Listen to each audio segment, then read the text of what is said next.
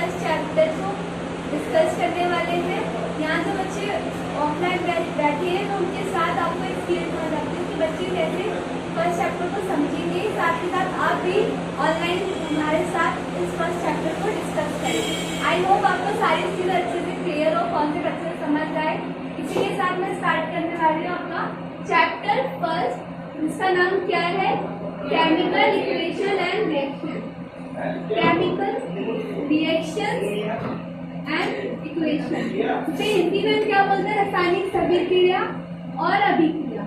ठीक है, इक्वेशन रासायनिक अभिक्रिया और समीकरण। ठीक है, तो स्टार्ट करें चैप्टर। रेडी हो? चैप्टर के पहले नाम से ही समझो, केमिकल रिएक्शन। तो क्या होता है केमिकल रिएक्शन? ठीक है, तो केमिकल रिएक्शन को समझने से पहले हमें दो चीज समझनी पड़ती है। पहली चीज क्या, फिजिकल चेंज। दूसरी चीज समझनी पड़ती है क्या, केमिकल चेंज। ठीक है, देखो चेंज हमारे आसपास होते रहते हैं, है ना। चेंजेस कांस्टेंट, लाइफ में लगातार चेंज होते रहते हैं। हमारे आसपास भी क्या हर तरह के चेंजेस होते रहते हैं। ठीक है, तो मैं बात करूँ फिजिकल चेंज की। पहले आप जैसे हिंदी में बोलेंगे भौतिक परिवर्तन। ठीक है, नाम से पता लग रहा होगा क्या चेंज हो रहा है, फिजिकल चेंज यानी भौतिक परिवर्तन, जिसमें फिजिकली अपीयरेंस में चेंज आ रहा है। ठीक है, जैसे एग्जांपल मानो तुमने आइसक्रीम खाई, आइसक्रीम। ठीक है, मान लो मेरी फेवरेट मैंगो आइसक्रीम है। ठीक है, वो आइसक्रीम मैं थोड़ी देर के लिए मैंने हाथ में रखी है, गर्मी का मौसम पिघल गई। ठीक है, या फिर मान लो पिघली आइसक्रीम मैंने फ्रिज में लगा दी, वो जम गई। ठीक है, तो यहाँ पे क्या हो रहा है, आइसक्रीम की स्टेट चेंज हो रही है, लिक्विड से सॉलिड बन रहा है, सॉलिड से क्या बन रहा है। अब जैसे तुमने नोमीटर देखा, नोमीटर डोरेमोन में वो आइसक्रीम लेके आ रहा होता है, आइसक्रीम पिघल जाती है। तो पहले आइसक्रीम क्या थी, सॉलिड थी, चीजें बन गई लिक्विड। ठीक है, बट वो है तो आइसक्रीम ही ना, है ना। जैसे वाटर एग्जांपल ले लो, वाटर आइस है, आइस क्या है, सॉलिड है, पिघल के क्या बन गई, वो लिक्विड बन गई। ठीक है, अब जैसे क्या हो रहा है, फिजिकल अपीयरेंस में चेंज आ रहा है, फिजिकल चेंज है। ठीक है, तो अब समझ आया फिजिकल चेंज क्या है। अगर मैं आइस की बात करूं तो आइस की क्या है, H2O, और अगर बात करूं लिक्विड की, पानी की, तो वो भी क्या है, H2O। अगर ये भाप भी बनेगा तब भी क्या ही रहेगा, H2O। मतलब इसकी बात करो डेफिनेशन की, फिजिकल चेंज में केमिकल कंपोजिशन में कोई चेंज नहीं आता। केमिकल कंपोजिशन मतलब H2O है, तो हर जगह H2O ही रहेगा, हाइड्रोजन ऑक्सीजन ही रहेंगे। केमिकल कंपोजिशन कैसी रहेगी, हमेशा सेम ही रहेगी। केमिकल चेंज में क्या होता है, केमिकल कंपोजिशन में परिवर्तन आता है, यानी चेंज आता है। जैसे कि एग्जांपल के लिए मैंने आपको पता होगा, जैसे सोडियम है, सोडियम प्लस HCl ले लूं, यहाँ का क्या बन जाता है, सोडियम क्लोराइड और हाइड्रोजन गैस। मतलब यहाँ अगर सोडियम है तो वहाँ क्या बन गया, सोडियम क्लोराइड बन गया। तो केमिकल चेंज क्या होता है, कॉम्बिनेशन। जैसे मान लो कॉम्बिनेशन, मान लो जैसे छोले है, ठीक है, छोले और आइसक्रीम है ना। यहाँ पे क्या है, छोले और आइसक्रीम, इस वाले के पास आइसक्रीम आइसक्रीम है। ठीक है, उसने क्या करा, उसने एक्सपेरिमेंट करा, उसने आइसक्रीम में कुछ ऐसा मान लो मिला दी, कॉफी मिला दी। ठीक है, कॉफी मिला दी, अब कोई नई चीज बनी है, तो वो बिल्कुल जब आइसक्रीम और कॉफी में बिल्कुल क्या होगी, डिफरेंट होगी। ठीक है, या मान लो कुछ और एग्जांपल है केमिकल चेंज का, जैसे पेपर है ना, कागज है, मैंने कागज लिया, उसको फाड़ दिया, फाड़ के फेंक दिया, तो क्या होगा, छोटे छोटे पीसेस कर दिए, तो क्या चेंज हुआ, फिजिकल चेंज। अगर मैं पेपर को जला दूं तो क्या चेंज होगा, वो केमिकल चेंज। क्योंकि फिजिकल चेंज में ना क्या होता है, जो भी तो नई चीज नहीं बनती, वही चीज सेम रहती है। पेपर काट के जा रहा पेपर को, केमिकल चेंज में क्या होता है, बिल्कुल नई चीज बनती है। ठीक है, तो जहां जहां केमिकल चेंज होगा वो क्या होता है, वहां पे क्या होती है, केमिकल रिएक्शन। ठीक है, अगर पेपर जला है, मान लो कार्बन है, कार्बन को मैं बंद करती हूँ, ऑक्सीजन के साथ रिएक्टर क्या बनाता है, CO2। तो यहाँ पे कार्बन सॉलिड था, यहाँ पे आके क्या बन गया, गैस, और साथ में क्या रिलीज होती है, हीट रिलीज होती है ना। तो यहाँ पे जो कार्बन बिल्कुल जल के राख बना, बिल्कुल CO2 गैस बन जाते हैं, वापस CO2 से मैं कार्बन पे आ सकती हूँ? नहीं। तो केमिकल चेंज समझ आया? बिल्कुल नई चीज बनती है, ठीक है। उसके बाद जहां जहां पे केमिकल चेंज होगा वहां पे क्या होगी? केमिकल रिएक्शंस होंगी। अब केमिकल रिएक्शंस का एग्जांपल मैंने तुम्हें दिया, जैसे कार्बन और CO2 का दिया। अब मैं इसको चाहूँ तो मैं इसे वर्ड में अगर लिखूं तो कार्बन ने ऑक्सीजन के साथ रिएक्शन करके कार्बन डाइऑक्साइड और हीट रिलीज कर, इसे लिखना बहुत ज्यादा डिफिकल्ट हो जाएगा इतनी बड़ी सेंटेंस को लिखना। तो इसको शब्दों में ना लिख के सेंटेंस कैसे लिखते हैं? ऐसे सिंबल के माध्यम से, कार्बन को C से लिख के, ऑक्सीजन को O2 से लिख के, है ना। तो इसे हम कहते हैं, इसी को हम कहते हैं केमिकल इक्वेशन, यानी समीकरण, ठीक है। समीकरण मतलब क्या? कि केमिकल रिएक्शन हुई है ना, यहाँ पे कोई नया चीज बनी, केमिकल चेंज हुआ, तो नई चीज बनी है, केमिकल रिएक्शन हुआ है, उसे इक्वेशन के माध्यम से दिखाना, वो क्या होता है? हमारा इक्वेशन होती है, ठीक है। सिंबल के माध्यम से मैंने दिखा रही, ठीक है। अब इन इक्वेशन को ना हमने क्लास में लॉ पढ़ा था, याद है आप लोगों को? कौन सा लॉ था वो? है ना, law of conservation of mass and द्रव्यमान संरक्षण का नियम, law of conservation of mass के बारे में हमने पढ़ा था। क्या होता है लॉ? इस लॉ के अकॉर्डिंग किसी भी केमिकल रिएक्शन में जो पहले की रिएक्टेंस हो, प्रोडक्ट, उनके बीच में जितना मास होता है ना, वो क्या होना चाहिए? इक्वल होना चाहिए। क्योंकि केमिकल रिएक्शन में ना कोई चीज बनेगी ना, तब भी उसका H2O है। अगर यहाँ पे इसका मास 18 MU है, तो यहाँ पे हाइड्रोजन प्लस ऑक्सीजन को प्लस से भी मास कितना आना चाहिए? 18 MU। ये लॉ कहता है, ठीक है। इसी लॉ को फॉलो करते हुए क्या करते हैं? हर केमिकल इक्वेशन को बैलेंस करना जरूरी होता है, ठीक है। जैसे एग्जांपल के लिए मान लो हाइड्रोजन गैस है प्लस ऑक्सीजन गैस है, मिलके बना रही है H2O। तो बताओ यहाँ पे हाइड्रोजन कितना है? चलो इस साइड को बोलते हैं लेफ्ट हैंड साइड। लेफ्ट पे है ना मेरे, लेफ्ट पे है तो कौन साइड हो गई? Left hand side. ये कहाँ पर है? ये राइट पे है, क्या साइड हो गई? Right hand side. Left hand side मैंने यहाँ लिखा, पहले लिखा मैंने लेफ्ट हैंड साइड, फिर मैंने लिखा राइट हैंड साइड। अब मैं देखूंगी कौन सी साइड पे कौन सा एलिमेंट कितना कितना है, ठीक है। जैसे हाइड्रोजन है, हाइड्रोजन यहाँ पे कितना है? लेफ्ट हैंड साइड पे हाइड्रोजन कितना है? 2। और राइट हैंड साइड पे हाइड्रोजन कितना है? 2। ऑक्सीजन कितना है लेफ्ट हैंड साइड पे? 2। और राइट हैंड साइड पे कितना है? 1। क्या ये बैलेंस है? नहीं ना, बिल्कुल बैलेंस नहीं है, क्योंकि यहाँ पे 2 है, यहाँ पर 1 है। तो मैं क्या करूँगी बैलेंस करने के लिए? बेटा सोने आए हो क्या? उठो घर जाओ, घर सोकर नींद खुल के तब आ जाना, ठीक है। क्लास पूरी सुस्त मत करो, अगर मन कर रहा है सोने का तो घर जाओ, आराम से नींद पूरी कर लो, फिर आ जाना, कोई दिक्कत नहीं है। इससे परेशानी नहीं होगी ना आपको बिल्कुल भी, आप सो सकते हो फिर। कैमरे में दिक्कत हो गई थी, कोई नहीं। हम कहाँ पर थे? लेफ्ट हैंड साइड और राइट हैंड साइड की बात कर रहे थे। इक्वेशन में हाइड्रोजन कितना है लेफ्ट हैंड साइड पे? 2। और राइट हैंड साइड पे कितना है? 2। ऑक्सीजन कितना है? 2। लेकिन राइट हैंड साइड पे ऑक्सीजन कितना है? 1। क्या इक्वेशन बैलेंस नहीं है? बैलेंस करेंगे, कैसे करेंगे बैलेंस करने के लिए मतलब छोटे नंबर से लेते हैं। अब 1 तो ले नहीं सकते, 1 लेने से क्या आएगा? आंसर 1 ही आएगा। तो हम क्या लेते हैं? पहले हम लेंगे 2। जब भी तुम 2 से मल्टीप्लाई करो तो यहाँ पे मान लो तुम्हारा राइट हैंड साइड है, राइट हैंड साइड पे मैं 2 ऐसे नहीं लगा सकती, गलत तरीका है। इसके लिए या तो तुम ऐसे बॉक्स बना लो, है ना, या फिर अगर तुम अगर तुम्हें है थोड़ी सी नॉलेज तो रहने दो, मत लगाओ बॉक्स। बिना बॉक्स पर ध्यान रखना, यहाँ नीचे कभी तुम कुछ नंबर नहीं लिख सकते, तुम सिर्फ ऐसे बाहर ही लगा सकते हो। अब यहाँ मैंने 2 लगा दिया, 2 लगाने से क्या हो गया? मेरा दोनों पे 2 लगा है। ये हाइड्रोजन के लिए भी है और ये ऑक्सीजन के लिए भी है, ठीक है। अब बात करो हाइड्रोजन कितना हो गया? यहाँ पे 2 दूनी 4 हो गया, 4 हो गया, 2 दूनी 4 हो गया। बात करूँ ऑक्सीजन की कितना हो गया? ऑक्सीजन 2 1 का 2। तो ऑक्सीजन तो बैलेंस हो गया मेरा, पर क्या हो गया? हाइड्रोजन हो गया मेरा अनबैलेंस। तो मैं क्या करूंगी?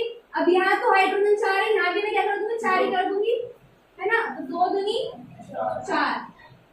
आई होप आपको क्लियर होगा बैलेंस कैसे करते हैं, ठीक है। हाँ, इसको पहले लेफ्ट हैंड साइड लिखना, फिर राइट हैंड साइड लिखना, फिर आराम से बैलेंस करने की एलिमेंट। इसको कहते हैं hit and trial method. Hit and dry method कहते हैं जब हम ऐसे left hand side right hand side लिख के इक्वेशन को बैलेंस करते हैं, ठीक है। हिंदी में भी यही कहते हैं, इंग्लिश में भी यही कहते हैं, हिट एंड ड्राई मेथड। ये हो गई बात केमिकल रिएक्शन क्या थी, इक्वेशन क्या थी, उन्हें बैलेंस क्यों करना होता है और कैसे करना है, ठीक है। इतना मैंने समझा दिया आपको। ये थोड़ा सा चैप्टर क्या था, एक तरह से बेसिक चैप्टर था, ठीक है। उसके बाद बात करूं अब केमिकल रिएक्शन के टाइप कितने होते हैं। पहले था हमारा सबसे पहले, बताओ क्या नाम है, कॉम्बिनेशन रिएक्शन। ठीक है, very good. Combination reaction Hindi में क्या बोलते हैं इसे, कॉम्बिनेशन रिएक्शन हिंदी में से बोलेंगे संयोजन अभिक्रिया, ठीक है। नाम से थोड़ा आइडिया लग रहा होगा, है ना। कॉम्बिनेशन रिएक्शन, संयोजन अभिक्रिया, नाम से मतलब क्या हो रहा है, कोई चीज ना कंबाइन कर रही है, यानी संयोजित हो रही है। जैसे मान लो दो एलिमेंट है, एक हमारा है ए, एक हमारा है बी, ठीक है। एक क्या ए, एक है बी, दोनों ने क्या करा, कंबाइन करा, संयोजन करा, क्या बना दिया, ए बी बना दिया, ठीक है। फिर किसका काम हो गया, कॉम्बिनेशन का। सही एग्जांपल दे देती हूँ, जैसे मान लो सबसे अच्छा एग्जांपल क्या है, कार्बन ने ऑक्सीजन के साथ ने क्या बना दिया, CO2 बना दिया, कार्बन डाइऑक्साइड बन गया, है ना। ये मैंने बताया था वो कैल्शियम ऑक्साइड है, याद रखिए एग्जांपल, ठीक है। एग्जांपल में मेरे क्या कैल्शियम ऑक्साइड है, क्या बोलते हैं इसे, बोलते हैं कोई क्लाइंट, क्या बोलते हैं इसे, बिना विदाउट चूना, ठीक है। हिंदी में इसको बोलते हैं, इंग्लिश में बोलते हैं क्विक लाइन। ये कैल्शियम ऑक्साइड होता है, बाहर से लेके आते हैं दीवार पे टाई करने के लिए, वो है। इसको जब मैं इसे पानी मिलाती हूँ ना, मैंने मान लिया बकेट ले ली, बकेट में मैंने चूना पत्थर ले लिया, क्विक लाइन ले लिया, इसको मैंने निकाला, पानी मिलाया, पानी मिलाने से क्या होगा, ये बनाएगा कैल्शियम हाइड्रोक्साइड। जब मिक्सचर होगा क्या कराएगा, कैल्शियम हाइड्रोक्साइड कराएगा। इंग्लिश क्या बोलते हैं इसे, स्लेट लाइन, ठीक है, स्लेट लाइन, यानी हिंदी में क्या बोलेंगे, भुजा हुआ चूना, ठीक है, भुजा हुआ चूना। और क्या यहाँ पे साथ ही साथ में एक और चीज रिलीज होती है, हीट रिलीज होती है, इसलिए इसको ना एक और नाम से जानते हैं रिएक्शन को। यहाँ पे देखो, यहाँ पे ये तो कॉम्बिनेशन रिएक्शन तो है ही, साथ के साथ एक और रिएक्शन है, कौन सी, ऊष्माक्षेपीय अभिक्रिया, यानी एक्सोथर्मिक रिएक्शन। तो किसकी क्या रिलीज हो रही है, हीट, इसे कहेंगे ऊष्माक्षेपी, यानी ऊष्माक्षेपीय अभिक्रिया, एक्सोथर्मिक, ठीक है। अगर ये एग्जांपल है कॉम्बिनेशन रिएक्शन, ऊष्माक्षेपीय अभिक्रिया, तो क्या रिलीज हो रही है, हीट। आया समझ में इतना, ठीक है। अब इसी हमारे एनसीईआरटी में चीज है कि जब ये कैल्शियम हाइड्रोक्साइड, जब मान लो मैंने दीवारों पुताई कर दी कैल्शियम हाइड्रोक्साइड की, जब ये एयर में CO2 प्रेजेंट है, इसके साथ रिएक्शन में क्या बनाता है कैल्शियम कार्बोनेट, जिससे क्या दीवारों पे शाइन आती है, ठीक है। यहाँ पे साथ साथ H2O भी रिलीज होता है, जिसके वाटर वेपर्स के रूप में वो चेंज होकर गैस में चेंज हो जाता है, मतलब साफ बन के उड़ जाता है। ये इंपॉर्टेंट रिएक्शन है, एग्जाम में जरूर आती है, ठीक है।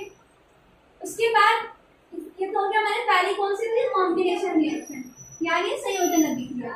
उसके बाद दूसरी कौन सी रिएक्शन होती है हमारी, डीकंपोजिशन रिएक्शन।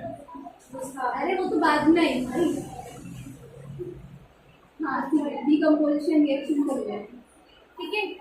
दूसरी कौन सी है, डीकंपोजिशन, यानी इसे हिंदी में बोलते हैं इसे विस्थापन अभिक्रिया, विघटन अभिक्रिया कहते हैं। नहीं, कौन कह रहा है विस्थापन अभिक्रिया, हाँ, वियोजन अभिक्रिया, वियोजन बोला तो विस्थापन सुनाई दे रही है, पलट देख जल्दी। वियोजन अभिक्रिया ना, नाम से पता, थोड़ा सा आइडिया लगाओ माइंड से, नाम से। इसने बोला डीकंपोजिशन, मतलब कंपोजिशन नहीं हो रहा है, डीकंपोजिशन हो रहा है।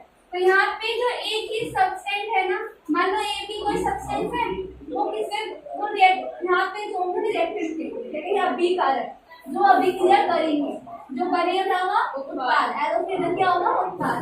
अब मान लो ये अभिकारक है, एक सिंगल रिएक्टेंट, यहाँ बना दिया A+B, ठीक है।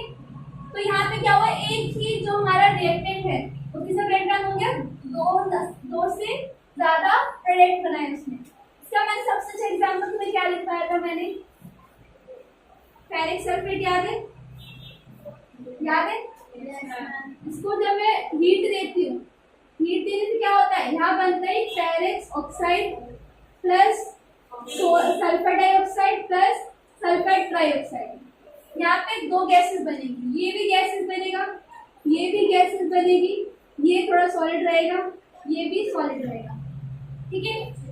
अब यहाँ पे बात करो बैलेंस है इक्वेशन, यहाँ पे 2 3 5 है, यहाँ पे 4 है, ठीक है, यहाँ पे 3 आएगा, यहाँ पे 3 2 3 कितने हो गए, 6 7 8 हो गए, यहाँ पे 2 लगा दो, अब 4 2 8 Fe2 जल्दी साइड है।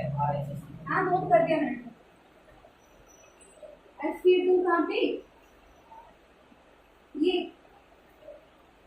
क्या कहना चाह रहे हैं, Fe2O3 पहले से लगा हुआ था, फिर एक ऑक्साइड क्या जाओ देखो चलिए ही होते हैं सब। मैं यहाँ पे क्या हो गया, 2 देखिए 8 होते, मैंने 8 यहाँ पे सल्फर देख ली, सल्फर डाइऑक्साइड सल्फर ट्राइऑक्साइड की बात करूँ ना, तो इनकी स्मेल कैसी होती है, जैसे मैचिस स्टिक होती है ना, तुम जलाओ तो स्मेल आती है माचिस जलाने से, वैसे स्मेल आती है सल्फर डाइऑक्साइड सल्फर ट्राइऑक्साइड की, ठीक है।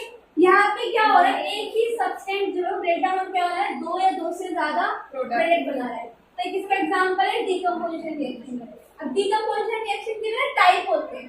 पहला, अगर मान लो हीट से रिलीज हो रही है, मान लो कोई चीज मैं हीट से तोड़ रही हूँ, तो वो कौन सी होती है, थर्मोलाइसिस। कौन सा होता है थर्मोलाइसिस, हिंदी में से हम बोलेंगे तापीय वियोजन, ठीक है। दूसरा हमारा होता है इलेक्ट्रोलाइसिस, मैं साफ साफ लिख देती हूँ, ठीक है। पहला इसके टाइप बता दो, ठीक है। इसके टाइप में पहला हमारा थर्मोलाइसिस, थर्मोलाइसिस हिंदी में क्या बोलेंगे, इसे तापीय वियोजन। थर्मो मतलब वर्ड है जो हीट के लिए होता है, लाइसिस वर्ड इन चीज को ब्रेक डाउन करने के लिए, ठीक है।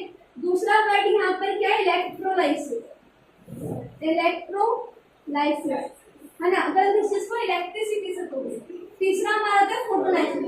फोटो जो वर्ड है वो किसके यूज होता है, फोटो वर्ड यूज होता है सनलाइट के लिए, है ना। यहाँ पर ये क्या है, फोटोलाइसिस यानी प्रकाशीय वियोजन, जो कि अगर मान लो मैं कोई चीज हीट से तोड़ रही हूँ तो वो क्या हुआ, थर्मोलाइसिस। यहाँ पे भी मैंने किसका एग्जांपल लिया था, मैंने फेरिक सल्फेट का लिया था, ठीक है। इसे तोड़ दी थी मैं, क्या बनना था यहाँ पे, फेरिक ऑक्साइड बनना था, सल्फर डाइऑक्साइड लिखवा दिया था। यहाँ पे किसकी हेल्प से तोड़ा मैंने, हीट की हेल्प से तोड़ा, तो हीट की हेल्प से तोड़ा तो क्या होगा, थर्मोलाइसिस एग्जांपल लिया। इलेक्ट्रोलाइसिस कैसे होता है, अगर मैं इसको इलेक्ट्रिसिटी की हेल्प से ब्रेक डाउन करूँ। एग्जांपल के लिए मैंने बीकर लिया, बीकर में मैंने पानी लिया, पानी मैंने मान लो कोई एसिड मिला दिया, एसिड क्या करता है, एसिड क्या करता है, चार्जेस में ब्रेक डाउन करेगा पानी को। यहाँ पे मैंने H2O है ना, तो क्या होगा, H2O तो यहाँ पे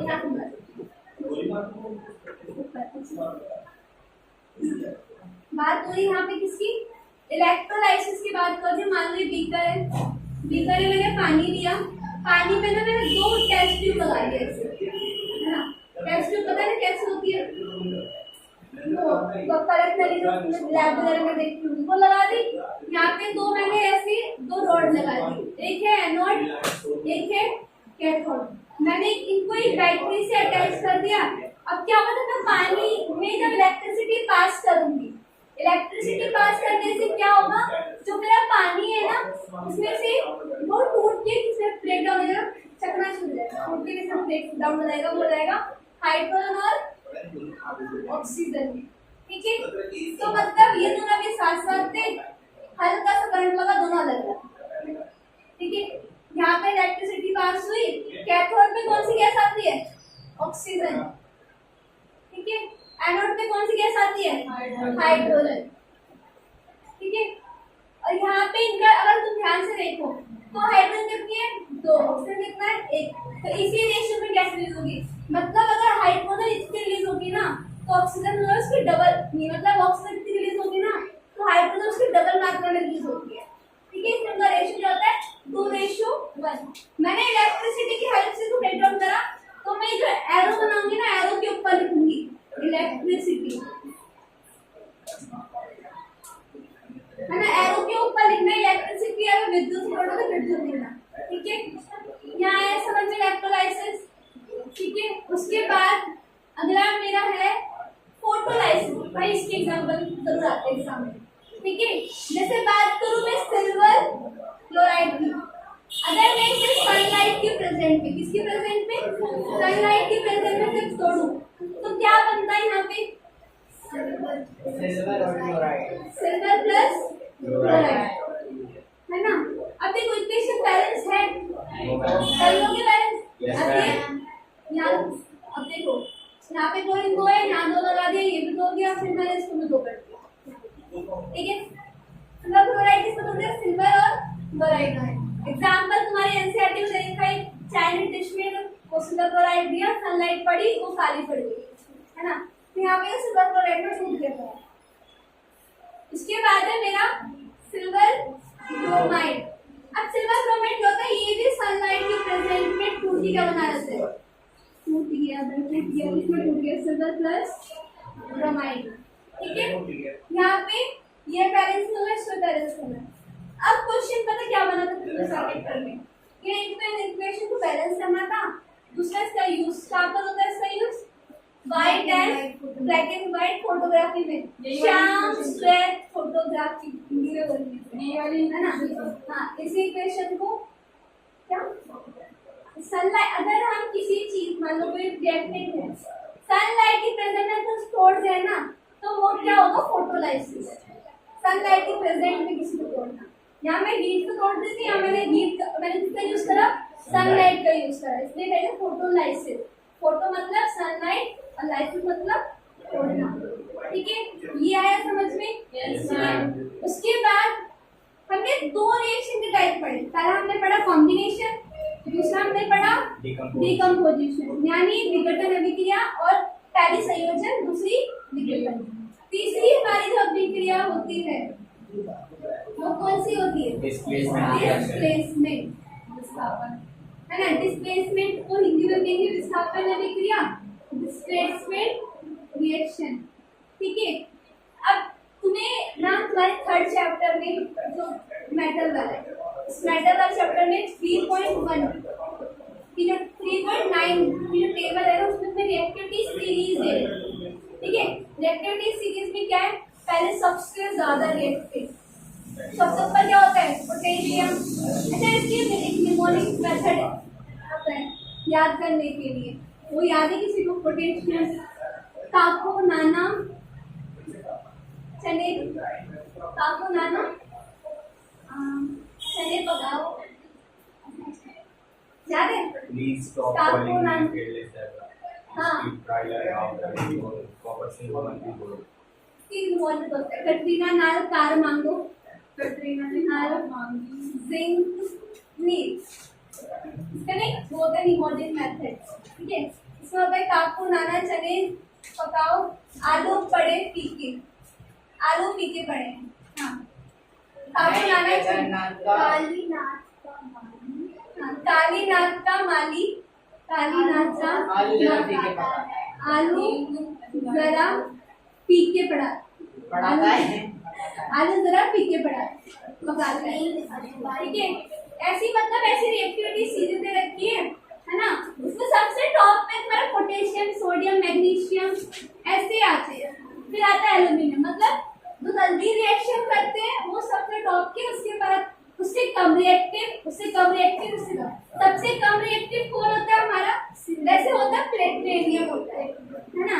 पर तुम्हारे एनसीईआरटी में कहाँ तक दे रखा है, सिल्वर और गोल्ड तक दे रखा है, बस लास्ट में प्लेटिनियम होता है, ठीक है। तो रिएक्टिविटी सीरीज के अकॉर्डिंग जो ज्यादा रिएक्टिव होते हैं ना, वह करते हैं वो कम रिएक्टिव की जगह लेते हैं। जैसे एग्जांपल के लिए समझो, जैसे आयरन है प्लस कॉपर सल्फेट, इसका एग्जांपल दे रखा है कि एनसीईआरटी में कि क्या होता है, जब मैंने क्या करा, मैंने कॉपर सल्फेट का एक वो लिया मिक्सचर, है ना, एक्वस लिया, विलियर लिया, और जब मैंने इसमें आयरन की कील डाली तो क्या हुआ, ये जो ब्लू कलर जो कहाँ पर है, आयरन की जब कील होती है सिल्वर कलर की, इसमें मैं कॉपर सल्फेट के मिक्सचर में डालती हूँ तो क्या होता है, मैं तो निकालूंगी ना, कॉपर सल्फेट का जो रंग है वो थोड़ा फेड पड़ जाता है, हल्का पड़ जाता है, यहाँ पे हो जाएगा या ग्रीन हो जाएगा, ठीक है।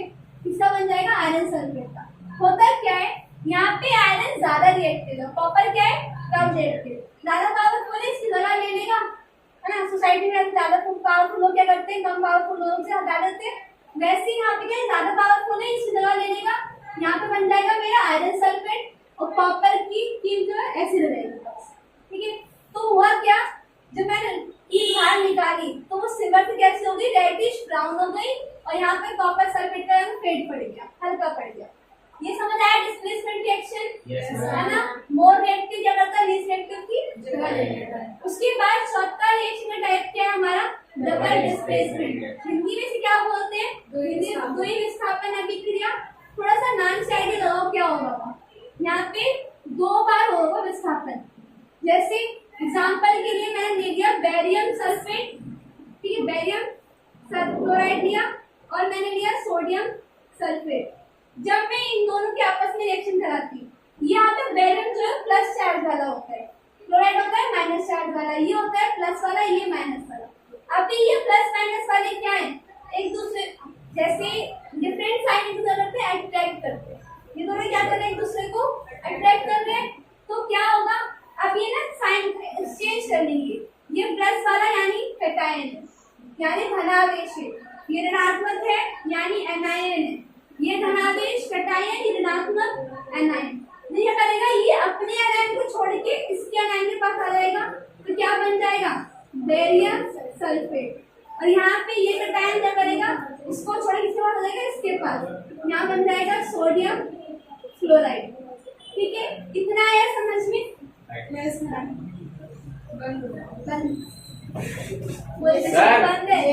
सर बंद हो गई, हो गया जो आपने ये क्या होना है नीचे लाइट बंद हो गई। ये बाद में बना